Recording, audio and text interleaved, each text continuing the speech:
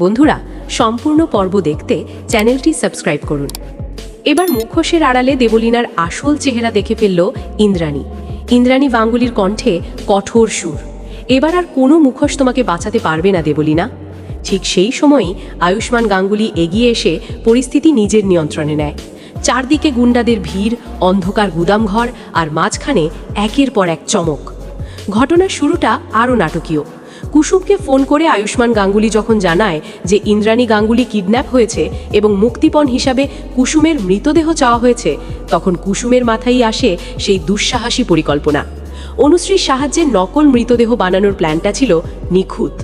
অনুশ্রী সাদা কাফনের কাপড়ে মোড়া হয়ে আয়ুষের কোলে নিশ্চুপ হয়ে শুয়ে থাকে। আয়ুষ্মান গাঙ্গুলির চোখে মুখে তখন কৃত্রিম যন্ত্রণা, যেন সত্যি সে কুসুমকে হারিয়েছে।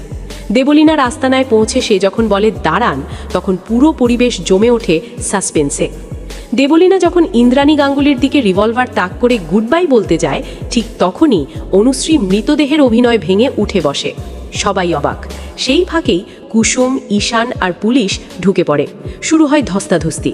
কুসুমের চোখে পড়ে মুখোশধারী মেয়েটার অস্বাভাবিক আচরণ। সে ঝাঁপিয়ে পড়ে মুখোশ খুলে দেয়, আর সবার সামনে বেরিয়ে আসে দেবলীনার আসল চেহারা। ইন্দ্রাণী গাঙ্গুলির চোখে তখন আগুন। তুমি আবার ফিরে এলে প্রতিশোধ নিতে। দেবলীনা প্রথমে চুপ থাকলেও নিজের প্রাণ বাঁচাতে মেঘার নাম ফাঁস করে দেয়। জানায় মেঘা তারই বোন, আর গাঙ্গুলি বাড়ির বড় বউ হয়ে আসার পেছনে আছে প্রতিশোধের আগুন। সে দাবি করে, আমি না পারলেও মেঘা পারবে, আপনাদের শেষ করে দেবে। এই স্বীকারোক্তিতে চমকে ওঠে সবাই।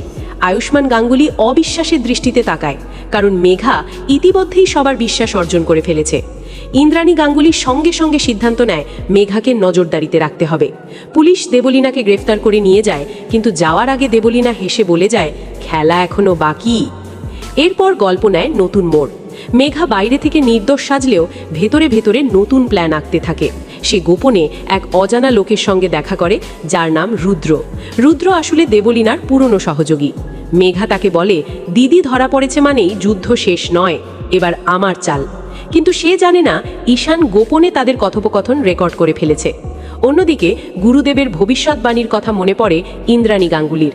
গুরুদেব বলেছিলেন, গরিব ঘরের মা হারা, সংসারী আর পরিশ্রমী মেয়েই এই বাড়ির বড় বউ হবে। সমস্ত ঘটনা মিলিয়ে ইন্দ্রাণীর মনে হয় কুসুমই সেই মেয়ে।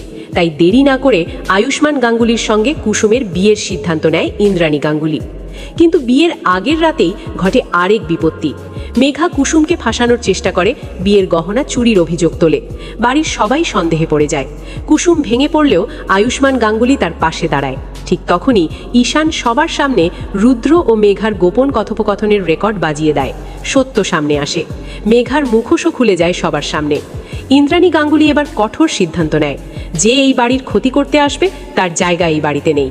পুলিশ এসে মেঘাকেও আটক করে, কিন্তু মেঘা শেষ মুহূর্তে কুসুমের দিকে তাকিয়ে বলে, তুমি জিতলে, কিন্তু গল্প এখানেই শেষ নয়। সব বাধা পেরিয়ে অবশেষে আয়ুষ্মান গাঙ্গুলি ও কুসুমের বিয়ে হয় ধুমধামের সঙ্গে। গাঙ্গুলি বাড়িতে আবার আনন্দ ফিরে আসে। ইন্দ্রাণী গাঙ্গুলির চোখে জল, দুঃখের নয়, স্বস্তির। সে বুঝতে পারে প্রতিশোধ নয়, ভালোবাসাই শেষ কথা।